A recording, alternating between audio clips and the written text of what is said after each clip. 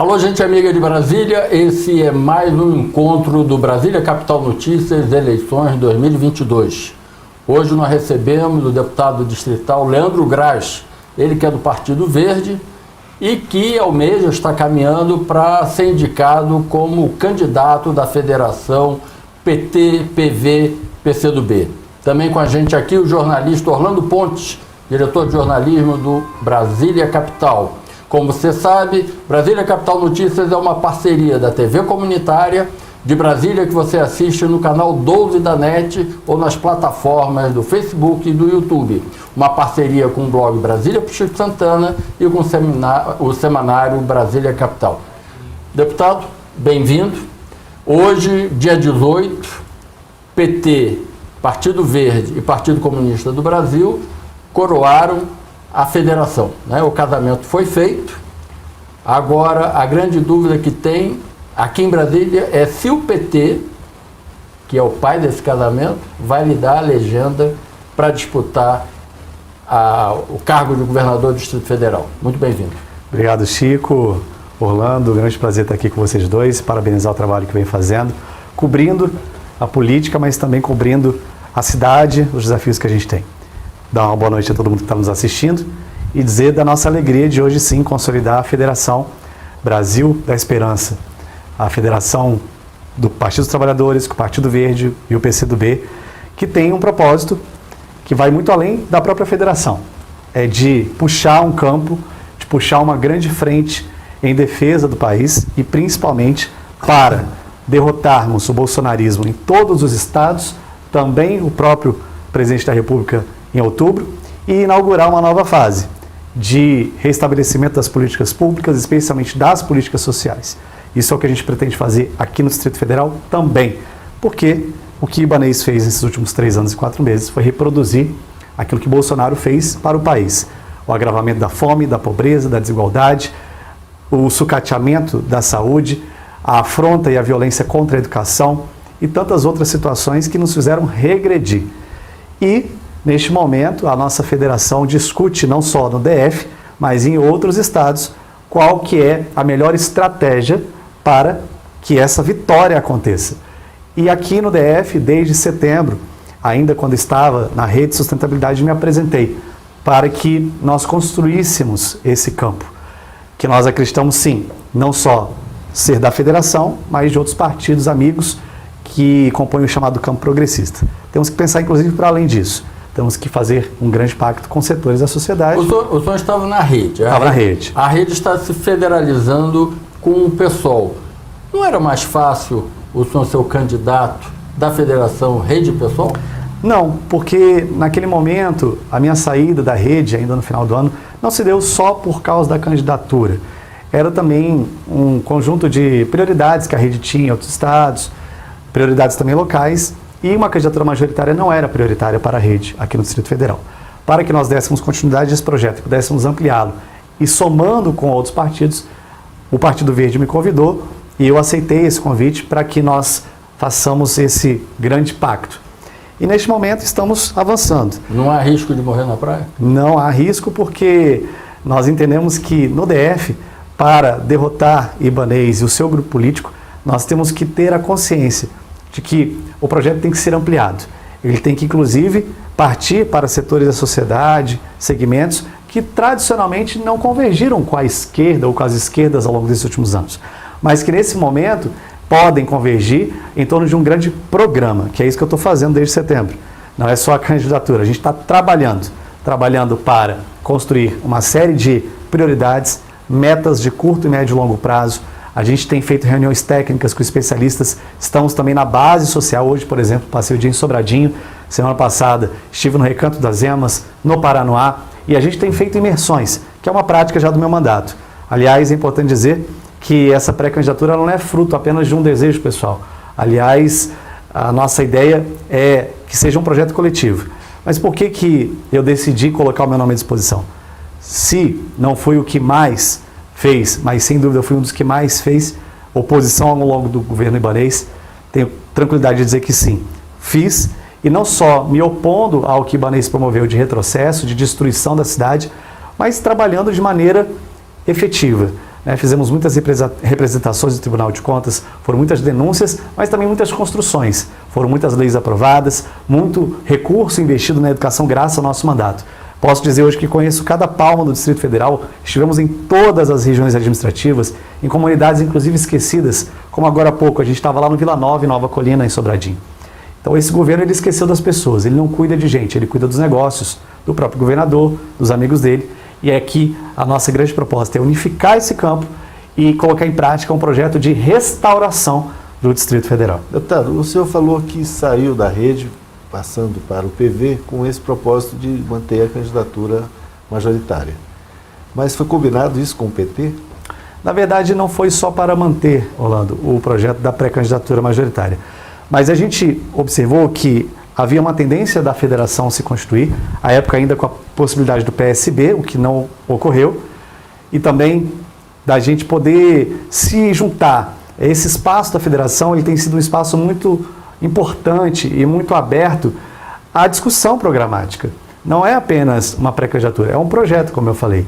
Portanto, a gente foi para a federação também para dar sustentação a uma transformação em nível nacional. A nossa relação com o Partido dos Trabalhadores sempre foi muito parceira. Aliás, eu tenho que agradecer muito aquilo que foi possível construir na Câmara Legislativa com parlamentares como a deputada Alete, que é, para a gente, uma referência na história política da cidade e que tem sido amiga e parceira em grandes ações. Agora... Mas ela defende uma outra candidatura para o GDF. Aliás, não só ela. Rosilene Correia. Eu defendi desde setembro que o nosso campo tivesse mais de uma pré-candidatura. Eu defendi junto ao Partido dos Trabalhadores, ao próprio PSB, que lançassem também suas pré-candidaturas, porque isso é saudável, principalmente para esses meses que nós tivemos de formulação, de debates internos. Isso motiva as militâncias, isso motiva os filiados a se engajarem mais. O nosso campo estava disperso. Em não se confirmando a sua candidatura, o seu nome, o senhor apoiaria um nome que surgisse dessa federação? Eu acho que mais do que o nome, a gente tem que discutir nesse momento, Orlando, é o projeto. Nós temos que prestigiar o projeto. O que nós queremos para o Distrito Federal? Esse é o ponto de partida. E esse debate já existe no âmbito da federação? Já existe, tanto pelas pré-candidaturas postas que vem elaborando ideias, soluções, mas na nossa mesa comum. Estivemos reunidos em algumas oportunidades.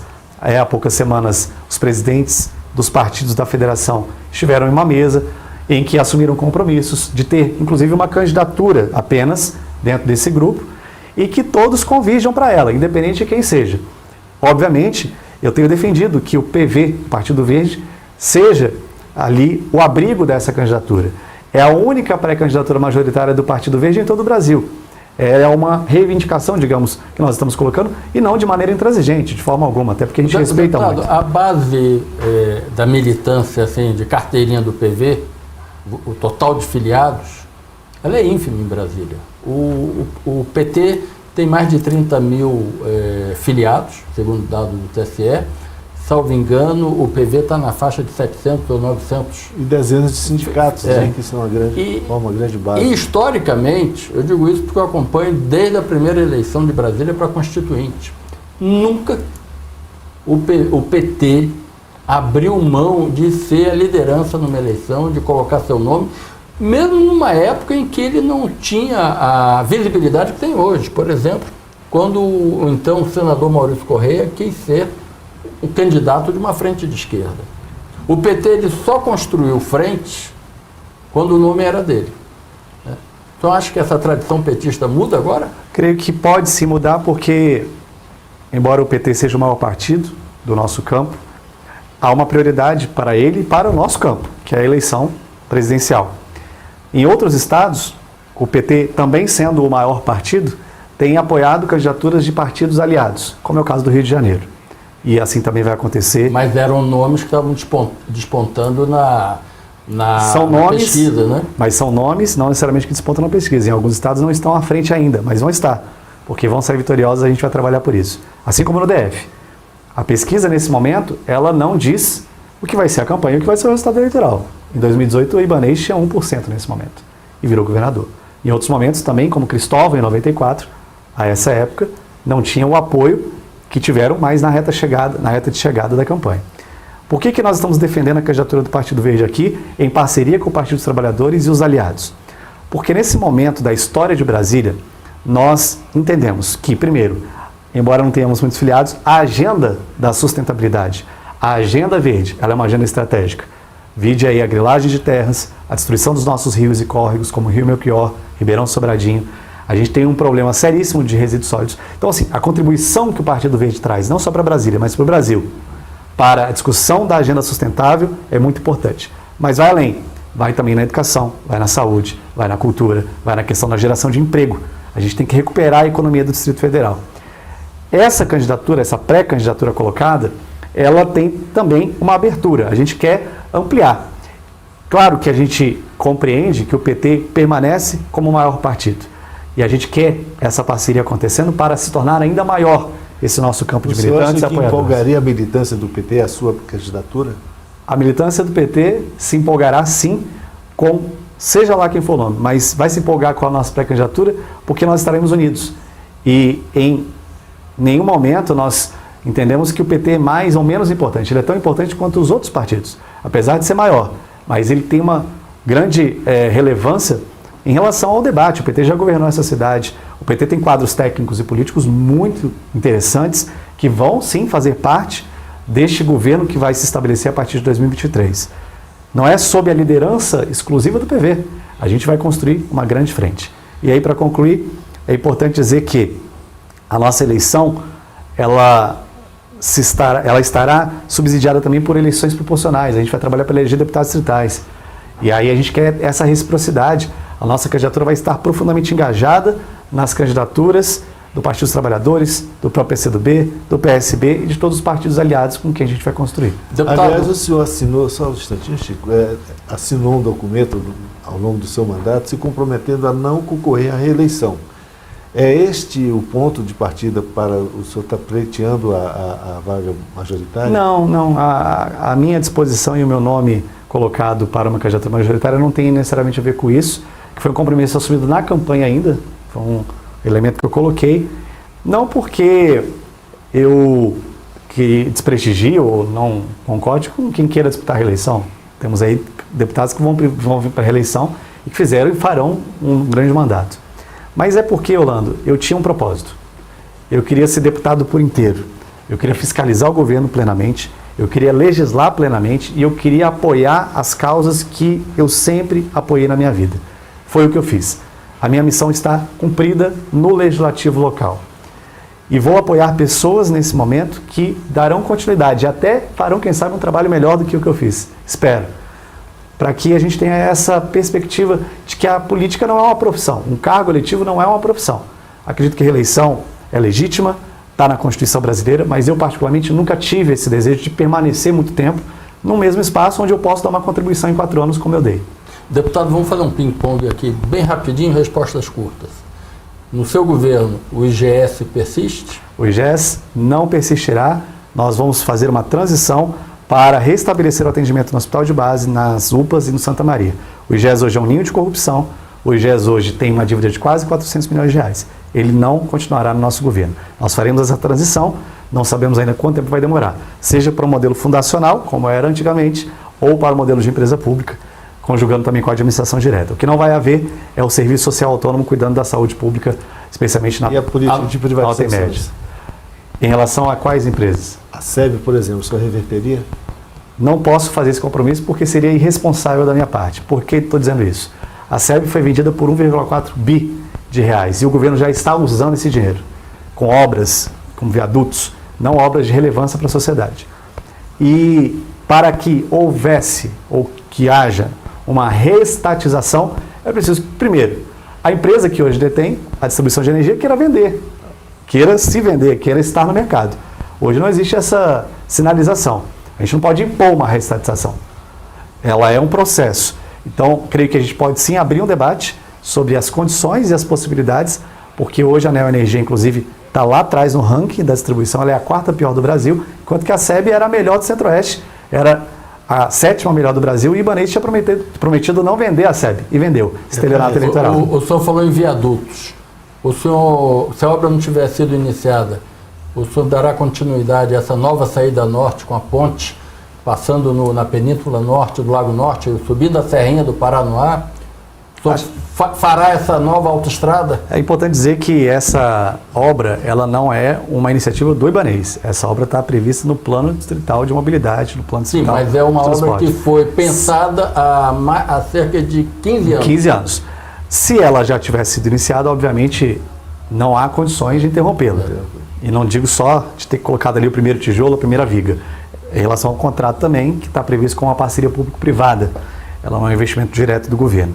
Agora, não tendo sido, claro que a gente vai voltar a avaliar e discutir a relevância dessa obra em relação a outras que são mais prioritárias hoje na minha avaliação. Por exemplo? Por exemplo, BRT Norte, BRT Oeste, BRT Leste. Metrô, Metrô? Metrô, a expansão do metrô, principalmente para as linhas já existentes. A gente tem um problema de manutenção do metrô. A gente tem um problema de novos carros, de manutenção dos trilhos, que não foi feita ao longo desses últimos anos. Então, o metrô precisa de investimento, principalmente naquilo que já existe. Pensando antes da própria ampliação, para não colapsar. O senhor acha que o metrô está sendo sucateado por conta do edital de privatização dele? De fato, não houve por parte do governo ibanês investimentos no metrô, como ele prometera fazer. Ele não investiu na manutenção, tampouco investiu na ampliação do metrô. O Plano Distrital de Mobilidade também prevê as duas coisas. A gente precisa, sim, que o metrô tenha investimentos para que ele não fique sucateado e depois haja justificativa para negociá-lo a preço de banana, como ele fez com a SEB. O que o senhor faria em relação aos servidores públicos que estão com salários congelados há 7 anos, por exemplo, no caso dos professores? Os servidores públicos passam por uma série de dificuldades. Foram desprestigiados por esse governo em vários aspectos. Não só na questão salarial, porque o governador deixou para pagar a terceira parcela somente no ano eleitoral, e aí tem uma disparidade muito grande. Professores 3%, outras carreiras passam de 10%. Então a gente tem essa defasagem. Temos também um problema de saúde e qualidade de vida dos servidores. Os nossos professores, principalmente, servidores do SUS e profissionais de segurança pública, estão adoecendo. A gente precisa implementar e vamos implementar um amplo programa de promoção de saúde e qualidade de vida. E as gratificações também precisam ser corrigidas, principalmente nessas 3 áreas que eu citei. Também na assistência. A assistência precisa de recomposição de quadros. Foram feitas algumas nomeações, mas tem que ser feitas mais nomeações. E também um elemento, e eu vou dar aqui em primeira mão para vocês, a gente não falou sobre isso, mas a gente está construindo a viabilidade orçamentária para a elevação, para o aumento do auxílio alimentação, que hoje a gente até brinca lá na Câmara, é triste falar assim, mas é o Vale Coxinha. O Reginaldo Vera, às vezes ou outra, fala sobre isso dessa maneira.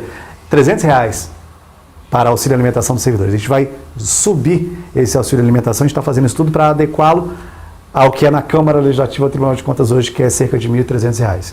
Isso é possível e a gente vai fazer. Para todos os servidores públicos. Tirando, obviamente, os empregados públicos. Qual é o impacto desses cálculos? O impacto ele é absorvível. Ele é possível porque ele não tange diretamente a lei de responsabilidade fiscal. E a gente está justamente agora finalizando o estudo orçamentário para mostrar com números, com dados, que é possível implementar sem fazer populismo. Isso não é promessa de campanha, de pré-campanha. Isso é algo possível e necessário, inclusive. Até porque esse recurso volta para a economia, né, Orlando? Ele volta para o mercado, ele vai girando na cidade. No seu governo, o senhor manteria as 33 regiões administrativas e o senhor é favorável à eleição direta para o administrador? Esse é um debate importante, Orlando, Chico, porque, na verdade, ter mais ou menos regiões administrativas, se não houver a presença do governo ali, não faz nenhuma diferença. Boa parte só hoje de emprego, né, para administrador. Né?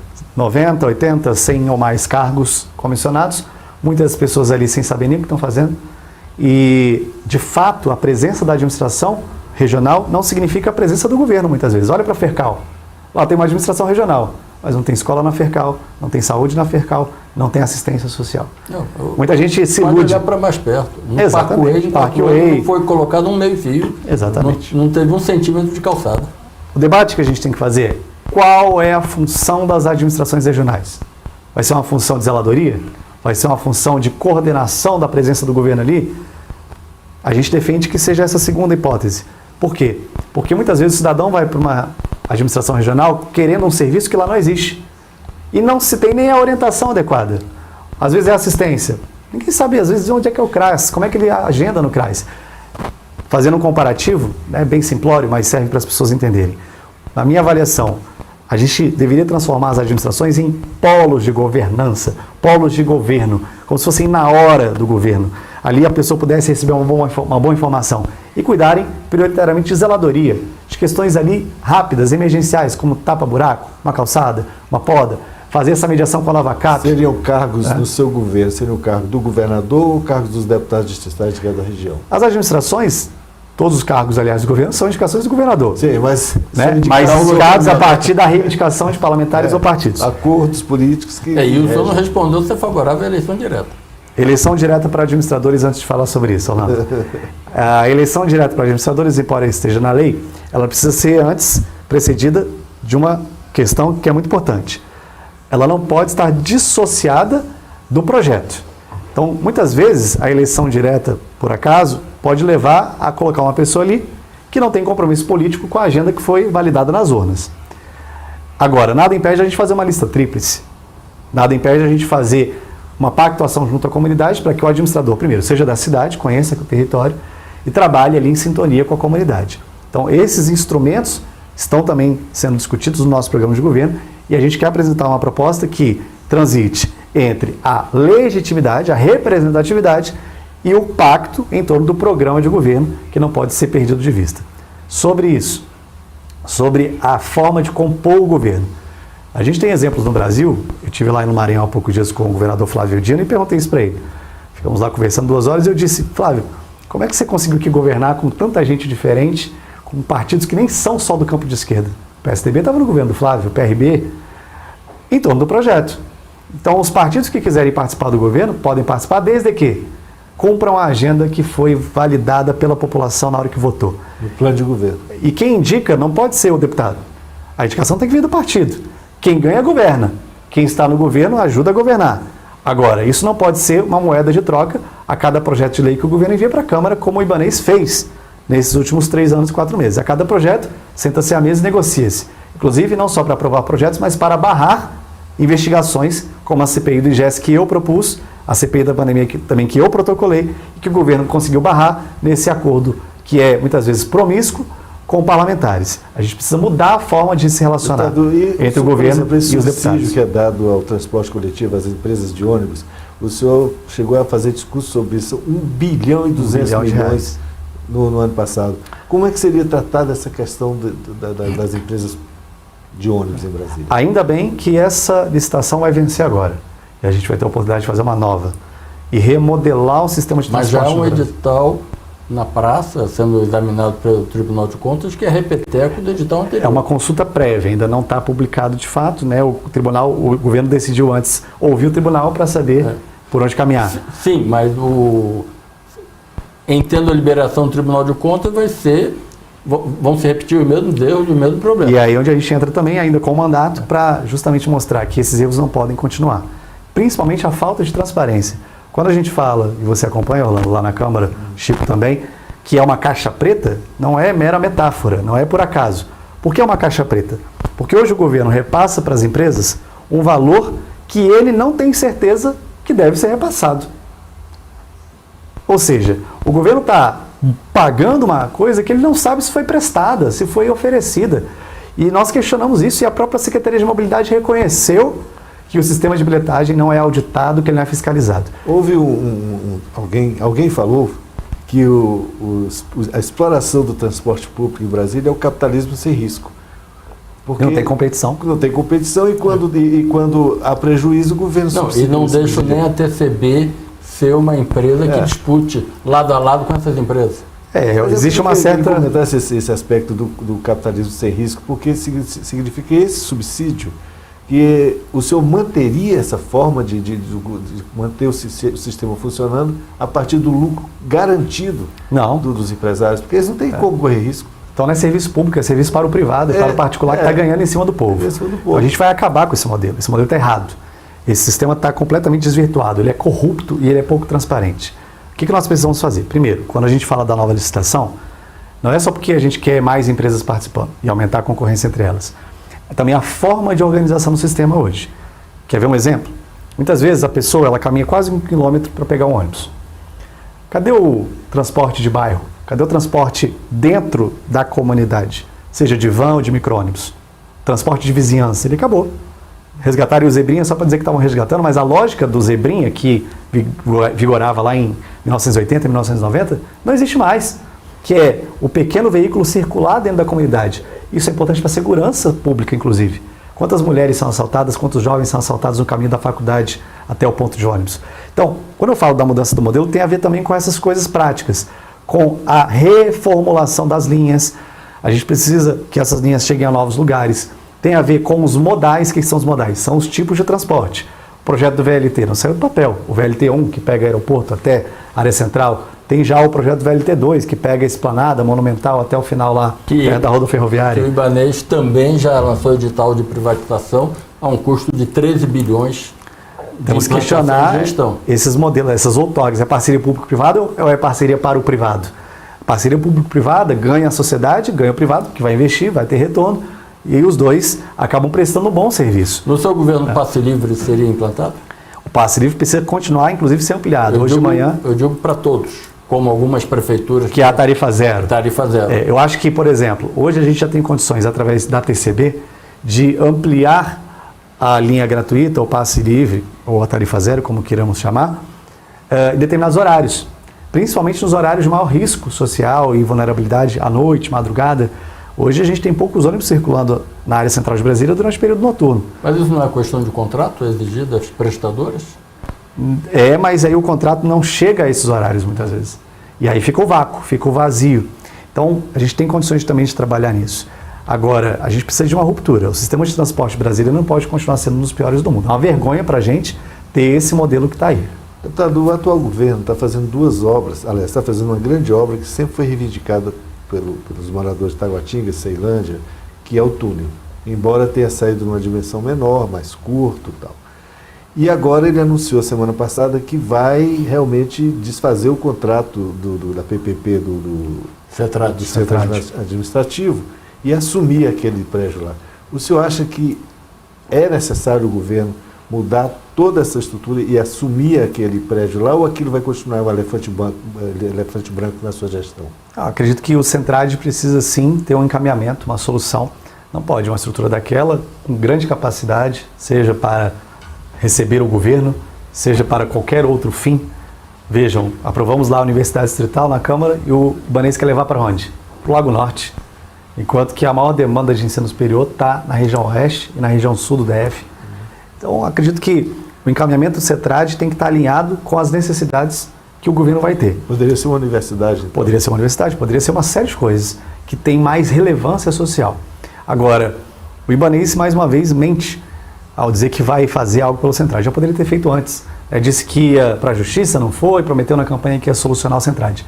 Aliás, tem uma coisa que ele está fazendo esse ano, é voltar a prometer o que ele já tinha prometido e não fez, lá em 2018. Ou fazer promessas que, de novo, ele não vai cumprir.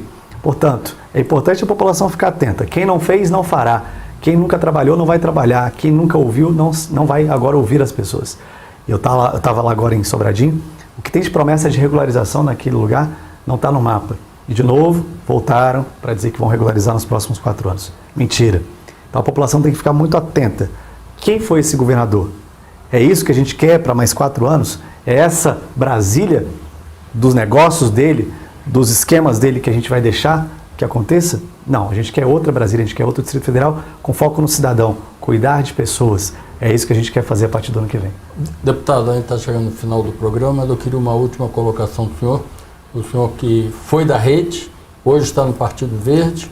Qual é a sua análise sobre essa expansão urbana que está tendo no Distrito Federal, onde cada manchinha está virando um loteamento, está virando um projeto urbanístico, valores até que no passado, por exemplo, a área do meio ambiente impedia que terrenos íngremes tivessem edificação. Isso está sendo deixado de lado, como é o caso do Quião 16. Que leitura o senhor faz e o que o senhor faria de diferente sobre a expansão urbana no Distrito Federal? A cidade vai crescer. Ela, inclusive, tem que crescer porque a população vai aumentando. E as pessoas precisam morar, elas precisam se alimentar, elas precisam trabalhar. A pergunta é como ela vai crescer. Ela vai crescer de uma forma desordenada? Vai crescer de uma forma ilegal, como está hoje acontecendo? Ou ela vai crescer de maneira coordenada, planejada, pensando no futuro? O Ibanez, através da Terra Cap, está liberando lá o Taquari 2, na região da Serrinha do Paranoá. Aquela região tem mais de 100 nascentes, Orlando. Chico, ali é uma área importante para que tenha água no Distrito Federal. Ali tem a captação do Lago Paranoá, né? Exatamente. Então, na crise hídrica. Nós temos outros lugares da cidade onde é possível fazer empreendimentos, habitação social, garantir a moradia das pessoas. Não para servir à especulação, para servir ao povo. Agora, não tem como a cidade crescer de forma planejada, ordenada e com fins sociais se tem um governador que se beneficia particularmente porque tem um escritório de transação imobiliária desse tipo de planejamento, desse tipo de modelo. Então a gente precisa colocar as coisas no seu devido lugar. A cidade vai crescer, ela tem que crescer, mas ela tem que crescer pensando principalmente em quem não tem moradia. A gente tem vários lugares... Esse loteamento estariam atendendo o interesse do próprio governador? De certa forma, aquelas pessoas que são mais próximas dele, né? Não tenho como dizer exatamente quem, mas o fato é que essa é a prioridade. É mais um setor habitacional para classe média alta, classe alta, enquanto que você tem no Santa Luzia mais de 15 mil pessoas que não estão ali nem tendo acesso à água, à energia elétrica, enquanto você vai lá para a expansão de Samambaia também não, você vai lá no Sol Nascente, e aí é onde a grilagem toma conta, é onde os criminosos se aproveitam dos mais pobres para cometer esse grande crime contra a situação do Distrito Federal, a nossa terra, né, que poderia ser a solução dos nossos problemas, virou o nosso problema.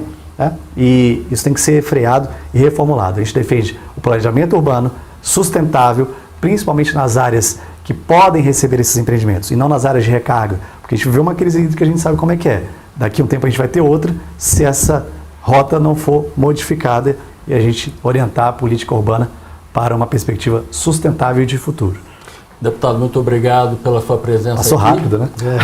Esse é o Brasília Capital Notícias, eleições 2022, uma parceria do semanário Brasília Capital, do blog Brasília com Chico Santana e da TV Comunitária de Brasília. Você pode rever esse programa nas nossas plataformas no Facebook e no YouTube. Até a próxima entrevista.